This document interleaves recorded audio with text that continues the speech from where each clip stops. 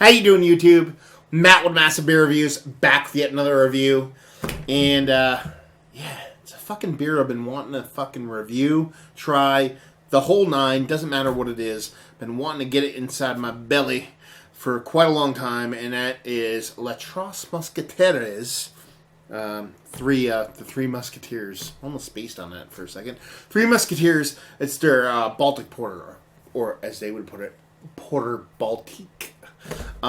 First off, big thanks. Jacob from Canada sent me off a beer mail of two, actually, Three Musketeers beers.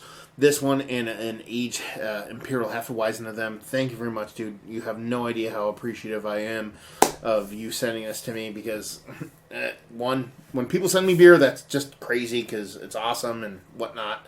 And two, I've been wanting to drink it for so long, so I'm just like chomping at the bit.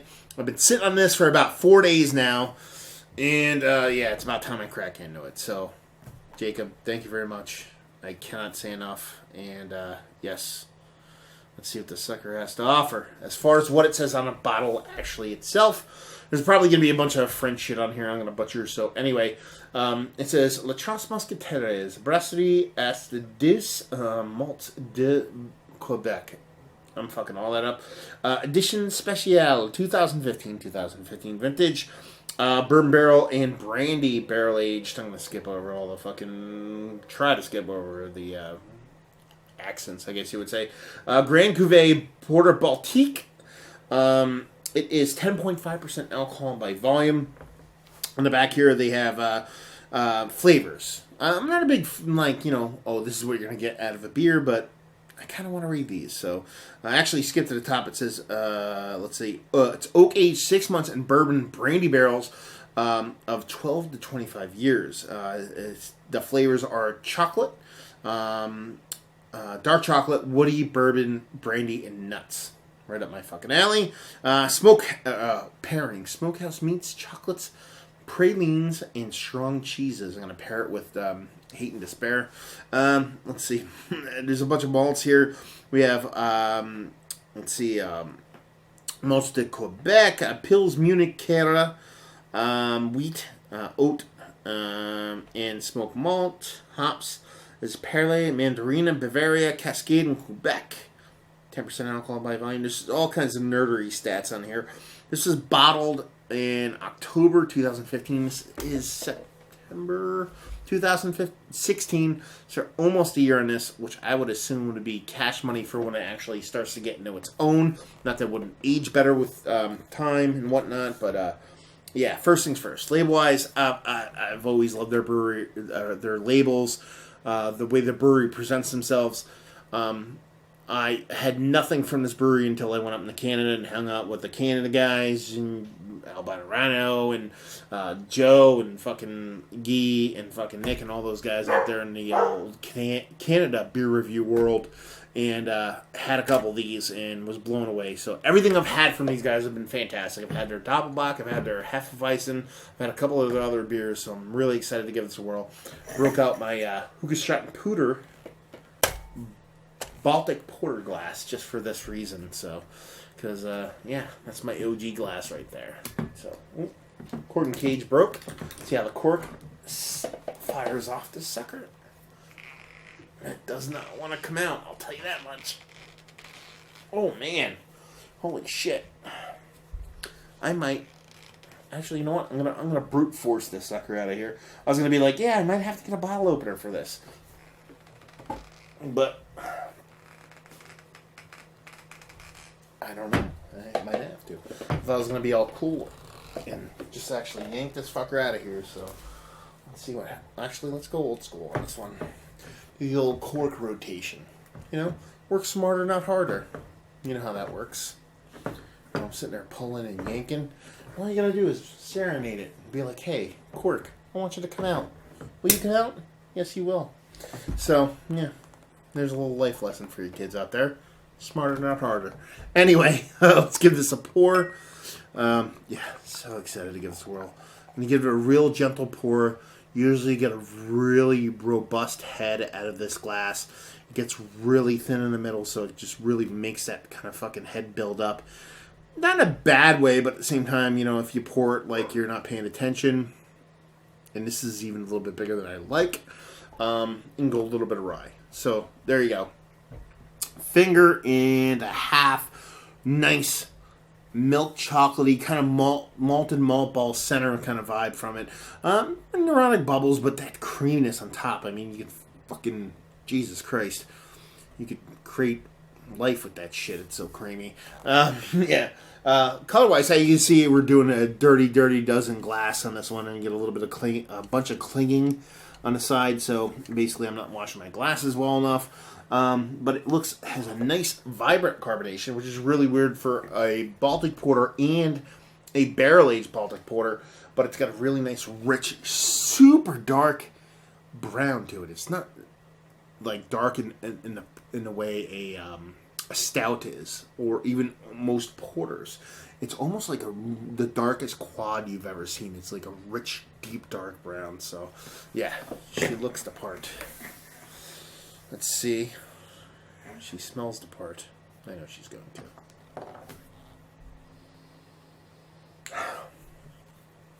Okay.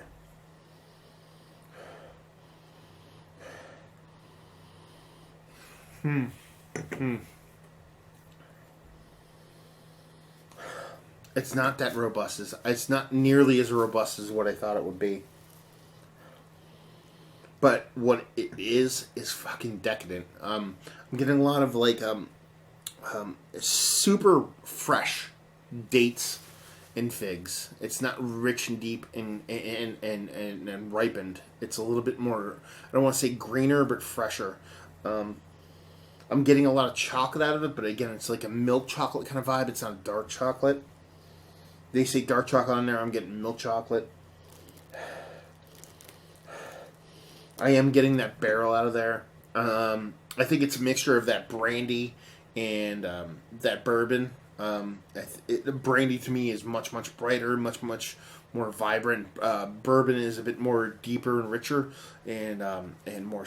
I don't want to say savory, but more of a deeper. And I just said that. Kind of flavor, so it's like you're getting that kind of rich, kind of cherry bourboniness, but you're getting that brandy where it's a bit more brighter, a bit more a bit sweeter and fresher. You know, bourbon's really sweet,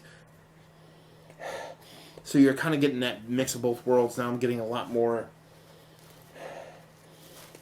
chocolate out of it now, and it's not that dark chocolate. They say dark chocolate. It could be a mixture of the cherries with dark chocolate. It's making me think of a sweeter chocolate. But it's more like milk chocolate, maybe a little bit below that, but I'm not getting much dark. And it just smells like sweet in a good way, not in an overly rich way. It smells balanced. It smells approaching, but at the same time impactful. It just smells fucking fantastic. The Baltic porterness, because that's a word. I don't want to say it gets lost, but it's a little bit muted by the barrels, but I think it might be way better balanced in the mouth than it actually is in the nose. Even though it's not off balance. It's like, I would say, not even 1/3, 2/3. I'd go like, you know what I mean? Like 7/16 to 9/16 kind of thing going on. So yeah, rich chocolates, cherries, newer kind of datey, figgy fruitiness. The malts just smell fresh and vibrant. It's not anything that's been like overworked, overdone. There's no kind of like sour kind of milkiness to it. And it just smells fucking fantastic. So I'm going to stop yammering on the nose and start yammering about the mouth because I need to taste this shit. And yeah, let's drink this fucker. Cheers.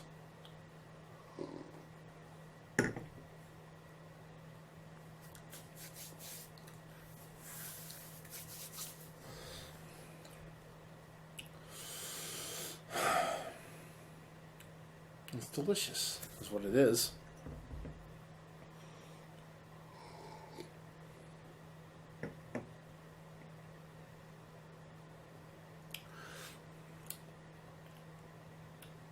That's fucking delicious. first thing I'm reminded of to go to one of my favorite Baltic porters is your Jack's Abbey Framing Hammer, their base. I don't want to mess with their barrel aging. So I don't think they're doing a lagering on this, where I think Jack's Abbey does, and I think their barreling is a little bit different, but it definitely reminds me of Framing Hammer. But this is, to me, a little bit more in depth, a little bit more. I hate using the word complex. A little bit more refined. It has all the same notes. You get these rich, deep, dark kind of malts going on. But there's still a little bit of bittering on the back end. It's all coming from the malts. Obviously, there's no coffee kind of thrown in this. So you're getting a nice, sweet, rich, deep darkness from the malts, but you're getting that little bit of bitterness on the back end. It was probably a little bit too bitter for me if it was a base beer, but then you throw in the addition of the barreling. You're having that brandy, you're having that bourbon in there, and it kind of counteracts that bittering of the roasted malts, and it I keep saying rounded, and I think it's rounded on the edges, but it's jagged in the middle, I guess you would say, in that it's like roasted malts, sweetness, roasted this, bitterness, sweetness, and kind of bouncing all over the place, but you can have roundness on the outside of all of that with time. So it's pretty fun in the fact that you have a little bit of herky-jerkiness going on, but at the same time, the whole compass, the ride itself. You know, how do I put it? If you're in a car with your parents, and you're a kid, and you're going on vacation, and you have brothers and sisters, and you're all in the back seat, the ride can go smooth, but then you're in the back seat with your brothers and sisters, and you're jostling around, punching each other, kicking each other, making fun of each other. So the ride can be smooth, but the inside of it can be a little bit fucking off-kilter, I guess you would say. Not off-kilter, I shouldn't even say that fucking word, because off-kilter is almost denotes negative. I would say a little bit more electric, I guess you would say. And that's kind of this beer. So you get this kind of like comforting kind of smoothness on the outside, but you get this abrasiveness on the inside. That's Walter Payton. I've said that before. It's the Walter Payton of beers, I guess you would say. It's that you know, can light it up with smooth fastness, but at the same time, if it needs to lower its head and fucking hammer through, it can do that.